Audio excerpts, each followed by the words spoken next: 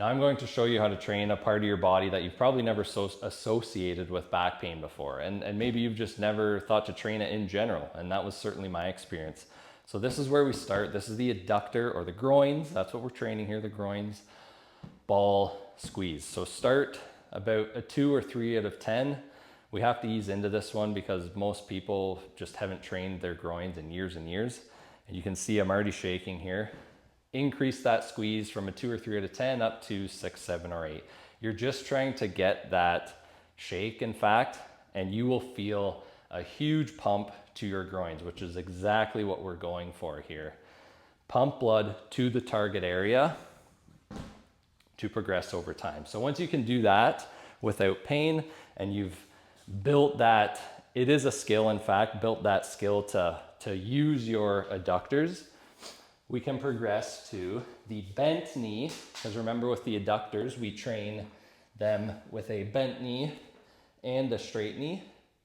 This is the bent knee Copenhagen plank. Now with this one, you're keeping bum tight hips forward. Don't let your hips sink down. And this you will accumulate time, and then eventually you will be able to add weight.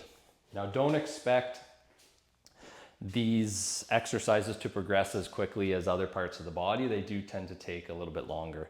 So those are the 2 ways that we're going to pump blood to the area. And this is going to allow you to now lengthen. Now I'm telling you, this is the frog stretch. You've probably done this before. This is going to stretch out your adductors. As I was saying, this sequencing, pump blood, then stretch, seems to be particularly important when it comes to training your adductors. I certainly experienced this, and I've found this with many other clients as well. If you just start with trying to stretch your adductors, say you just jump into a stretch like this or a weighted stretch, which I'm going to show you in a minute, a lot of the times it just doesn't feel good. I kept tweaking my hip, it would go into my back, it would make things worse, and I kept wondering, should I really be training my groins? Until finally, I took a step back and I was intentional with this sequencing. So I pumped blood, then I stretched, and I just kept progressing both of those. So that frog stretch will then progress to a loaded stretch. This is the dumbbell butterfly stretch. Maybe you've seen this one before. And again, some people can start with this. I'm not saying that you can't, that some people can't, but I think for a lot of people, it probably depends on your background, your sports. Hockey in particular, such a unique position that hockey players are in. I think this is, it's important, but not all can start here. So with this one, dumbbells on the knees, and then as you get comfortable in this position, you can actually go in between active and passive. So active, I'm squeezing my glutes. You can even push your feet in together here, and then relax or go into passive, let your knees sink down. Now you'll keep working on this one. Lights just went out there. Working on this one, gradually increasing weight and range of motion until you get your knees to the floor. And then the next progression, and you can consider this one an integration option because it is a stretch and a strength one. That's why we save it for last, but still many people could start here.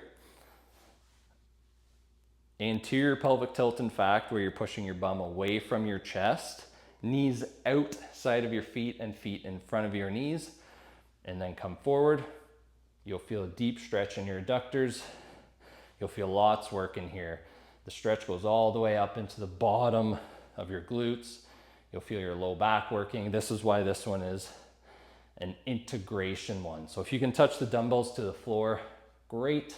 If not, that's fine too. Just go as low as you can without pain. As always follow that rule. Now this one, so many progressions here. We start with dumbbells. You can then progress to with a barbell. Now the beauty with the barbell now is that you can actually adjust the height of the bench to add, almost infinite levels of progression and regression. So if you're just starting out with the barbell, have that bench high, same cue with the feet, anterior pelvic tilt, and you have that target for your chest. Now we can easily progress this by moving the bench lower and lower. And it's such a good exercise. It really targets everything. And of course, you can keep progressing that bench lower and then start to add weight.